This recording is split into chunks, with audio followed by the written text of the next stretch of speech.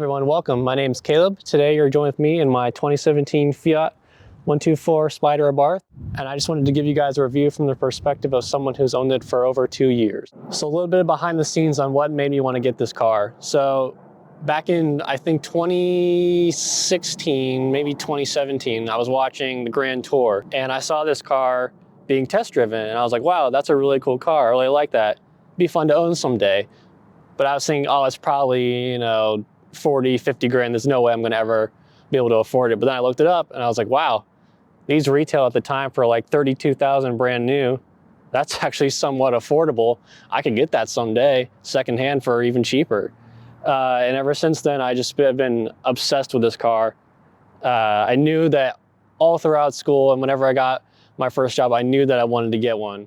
Early 2020, I was fortunate enough to able to purchase this car and have owned it since. I daily drive it probably a good 10, maybe even 11 months out of the year. Usually around January, February is when I have to kind of retire it. And that's when I drive my other car, my Volkswagen GTI. I use that for driving when there's snow on the roads. It's a fantastic car to own. I've loved every single moment I've owned this car. So what has it been like to own in the almost 2.5 years that I've owned the car? Well, it's actually been extremely reliable, somewhat practical, and like I was saying earlier, just a ton of fun. So you look at this car and you say, oh, it's probably not the most practical. You can only get one other person in the car and the trunk's, hardly big enough to fit anything inside of it. Well, actually, I can get golf clubs in the back of this car. I golf with my dad a fair amount, so I can get the bag in the back of the trunk. I just have to take some of the clubs out, but I can get the clubs in the back.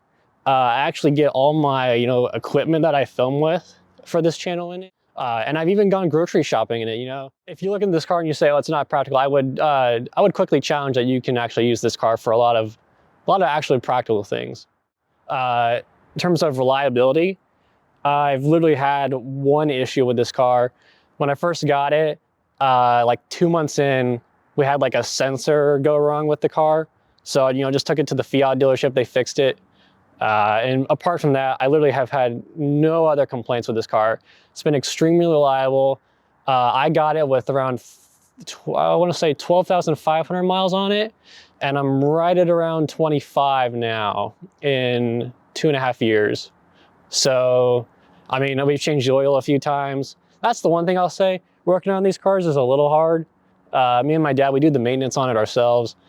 And, getting the oil filter off is a little difficult because it's not the most convenient of areas.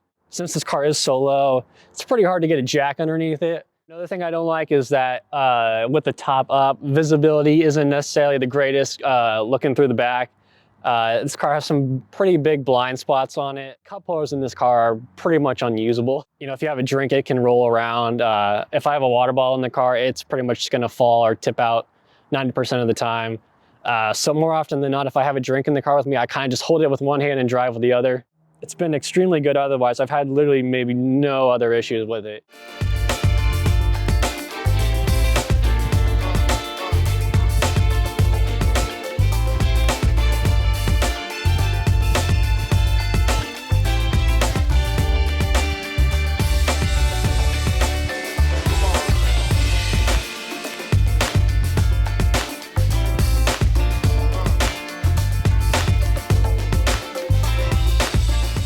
I've taken it on several road trips. I will confidently say this is an amazing road trip car. Especially, it just eats up the miles. It's extremely comfortable to ride in too. For being such a low car, I would say that this car is more comfortable to ride in on road trips than my GTI is, which I think is pretty surprising and pretty well commendable for a car of this low profile. So yeah, it's been awesome to take on road trips. Looking forward to taking it on more. I definitely want to go down from here in Ohio to potentially like Circuit of the Americas next year. And I would plan to take this car if I did make the trip down there, down to Texas. Would be a lot of fun. Some random things that I like about the car, I'll say, is first off the styling. That was the big thing that attracted me to this car in the first place, was the styling. I like the powertrain 4-cylinder turbo.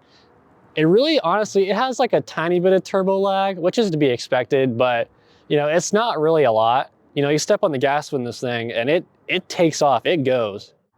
It's probably one that I'll keep for a very long time. I can't see myself getting rid of this car at all, just because it's so special to me. You know, it was basically a dream of mine to own something like this.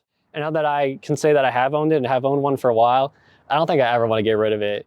I'm really fortunate to be able to own one. I'm extremely thankful that I've been afforded the opportunity to have one and drive one almost every single day of the year.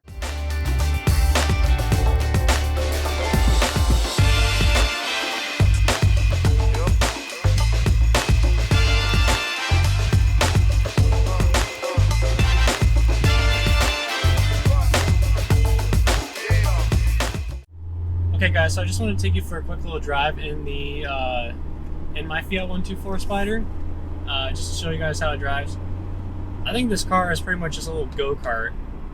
You know, it just has so much power, and it's so low to the ground, and it handles so well. I mean, it's one of the easiest cars. I've driven a handful of, you know, just normal everyday cars and SUVs and sedans and whatnot. My GTI, of course, have that too. But this is legitimately one of the easiest cars I think you can ever drive. It's so low, and obviously it has such a short wheelbase because it's only 2 seats. You're almost in complete one-to-one control of the car. You're almost completely synced with the way the car handles, the way the car drives, the way the car feels.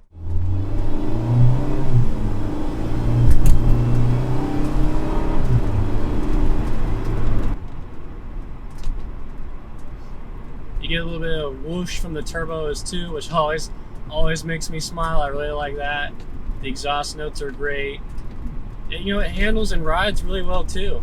I mean, for being such a low car, I mean, sure, you feel the bumps a bit more than you would, you know, your traditional SUV, of course. But I mean, you think low riding sports car, and you think, oh, I'm gonna get my back broken every time I try and just take it out for a drive. But no, I mean, this thing really handles the bumps well. I was really genuinely surprised when I bought this car, and I have been constantly surprised how well this car rides over the years.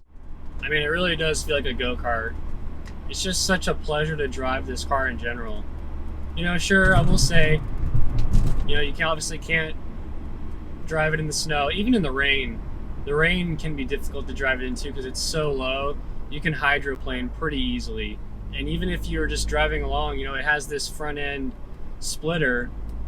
There was one time I was driving in heavy rain, and I was hitting the rain on the road so hard with my splitter that I thought that it was going to fall off and break, so that was a little scary. I probably this was meant to be enjoyed every single day, or at least I think so. And I certainly do try to enjoy it every single day that I can. Hello everyone, I just want to say, if you made it this far in the video, thank you so much for taking the time out of your day to watch my video. It truly means the world to me, and I cannot say thank you enough. Last thing I'll say, stay tuned for more content to come soon. All glory to God. God bless.